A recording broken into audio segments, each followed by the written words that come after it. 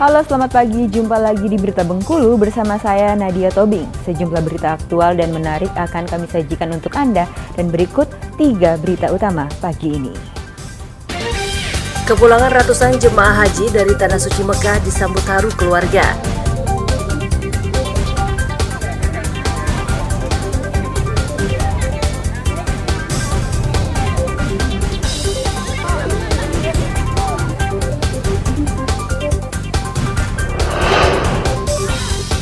Kasus perundungan murid sekolah dasar di Bengkulu Utara hebohkan warga.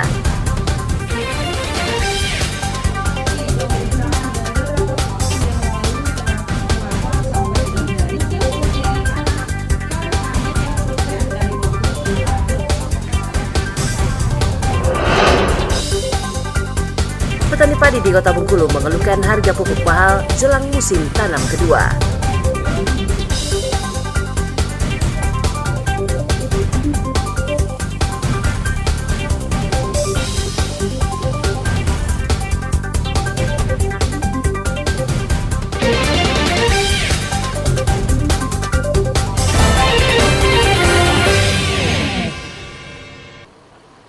...391 jemaah haji kloter pertama Provinsi Bengkulu yang tergabung dalam kloter 6 embarkasi Padang, Kamis pagi mendarat di Bandara Fatmawati Soekarno. Senyum bahagia mewarnai wajah para jemaah yang kini telah menyandang gelar haji. Kepulangan mereka disambut langsung oleh Gubernur Rohidin Mersyah dan Kepala Kementerian Agama Provinsi Bengkulu, Zahdi Taher. Ratusan jemaah ini langsung dibawa ke asrama haji untuk diperiksa kesehatannya dan menjalani swab antigen. Pemeriksaan dilakukan untuk mengantisipasi lonjakan kasus COVID-19. 6 Padang atau kloter 1 Bengkulu berjumlah 391. Ya. Alhamdulillah semuanya sudah kembali dan sudah kita lakukan penyambutan kepulangan jamaah haji hari ini. Ketentuan dari Kementerian Kesehatan, seluruh jamaah haji yang pulang dari menunaikan ibadah haji wajib swab. Makanya sekarang jamaah haji sambil kita acara seremonial penyambutan tadi kedatangan mereka, sekaligus juga ada proses swab atau antigen ya oleh teman-teman tim kesehatan KKP dan kesehatan provinsi. Sementara salah satu jemaah haji yang berasal dari Kabupaten Bengkulu Tengah, Siswanto, mengaku sangat bahagia bisa kembali ke tanah air dan bisa selamat mendarat ke Bengkulu. Selama di Tanah Suci, Siswanto menyebut tidak ada kendala apapun. Enak, rasanya paling bahagia, paling luar biasa pelayanannya tahun ini. Ditambah lagi kami dapat berkah, barokah, haji pas di Arafah itu hari Jumat. Jadi hajinya kalau Ustadz sebut Haji Akbar. Kalau pelayanan luar biasa. Pak, pulang dari ini apa nih Pak yang paling kita begitu nanti kan nih Pak pulang dari ini? Ya tentu ya ibadah meningkat harusnya. Kemudian dengan masyarakat kita memberi contoh sebagai seorang haji. Kemudian kalau selama ini kurang aktif ke masjid, kita ke masjid terus. Sesuai skema kepulangan haji, usai menjalani tes kesehatan di asrama haji, ratusan jemaah haji ini akan langsung dipulangkan ke daerahnya masing-masing.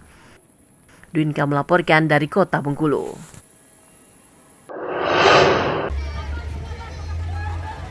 Sementara itu kepulangan 42 jemaah haji asal Bengkulu Tengah, Kamis sore sekitar pukul 15 waktu Indonesia Barat di halaman kantor Bupati Bengkulu Tengah disambut isak tangis dari keluarga. Puluhan jemaah haji ini pulang dalam kondisi sehat. Salah satu jemaah haji, Nur Hidayati, menyampaikan, selama menjalani tahapan ibadah, semua berjalan lancar. Ia merasa terharu dan bahagia karena bisa pulang dari Tanah Suci dengan selamat. Alhamdulillah, bersyukur kepada Allah Subhanahu Wa Taala. Berkat Allah, alhamdulillah kami jamaah haji Bengkulu Tengah dalam kami ada di Tanah Suci berjalan dengan lancar, diberi kemudahan, kelancaran, sehingga kami merasa puas dalam menjalankan ibadah. Dan kami pergi 42, kami pulang 42. Sementara itu, pihak kantor Kementerian Agama Bengkulu Tengah mengatakan seluruh jemaah pulang dengan kondisi sehat. Selama pelaksanaan tahapan ibadah juga berjalan dengan lancar, meski terdapat beberapa jemaah yang sakit karena suhu panas. Karena ini alhamdulillah semuanya dalam keadaan sehat. menurut laporan dari Ketua Kloter tidak ada jemaah haji Benteng khususnya yang mengalami sakit dan sebagainya. Namun ada sedikit yang demam-demam, itu hal yang biasa. Usai seremoni penyambutan dan penyerahan koper, puluhan jemaah haji ini langsung dipulangkan ke keluarganya masing-masing. Tim Liputan melaporkan dari Bengkulu Tengah.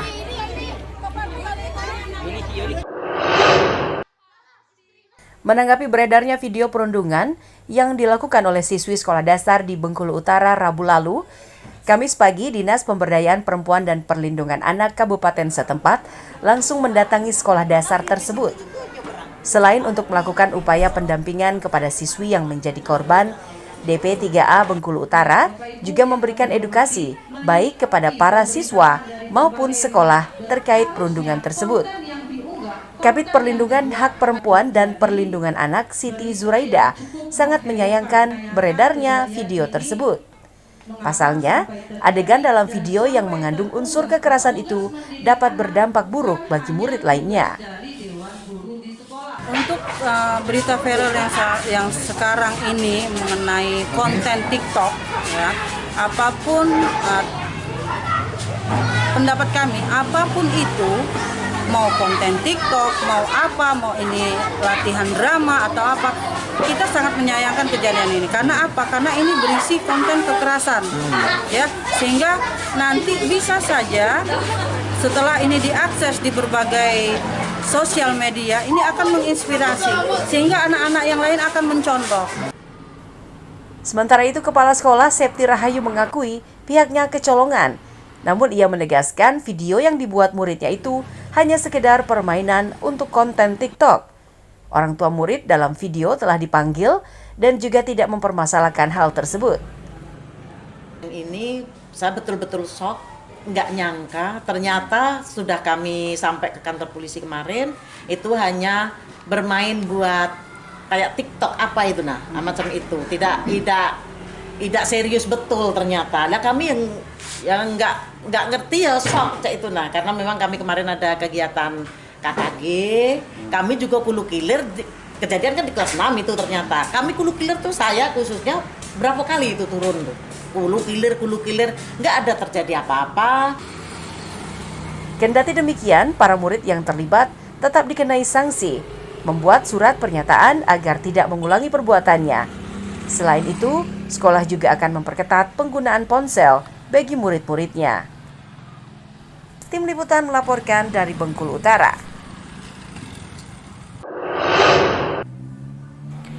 Penerapan sistem zonasi pada penerimaan peserta didik baru atau PPDB di Kota Bengkulu masih menuai polemik. Jika pada PPDB tingkat SMA kelebihan peserta didik baru, namun sebaliknya untuk tingkat SMP malah kekurangan peserta didik baru. Salah satunya seperti yang dialami oleh Sekolah Menengah Pertama SMP Negeri 9 di Jalan Veteran Jitra, Kecamatan Teluk Segara. Pada tahun ajaran baru tahun ini, SMP Negeri 9 kekurangan siswanya. Dari target sebanyak 160 orang, namun yang mendaftar hanya 115 siswa. Akibatnya, satu ruang kelas di SMP ini terpaksa kosong karena tidak memiliki siswa. Untuk ke SMP 9 dampaknya tidak begitu besar, tetapi untuk tahun ini yang dirasakan betul karena kami menginginkan 5 lokal, hanya dapat 4 lokal gitu. Karena zonasi di lingkungan SMP 9 ini agak jauh dari perumahan masyarakat. Di SMP 9 ini lingkungan perkantoran. Itu kendala kami. Untuk ke depan mungkin ada pembatasan sedikit dari antar kelurahan seperti itu. Wahyuni berharap ke depan PPDB sistem zonasi ini dapat kembali dievaluasi agar pembagian peserta didik baru tingkat SMP di Kota Bengkulu dapat lebih merata.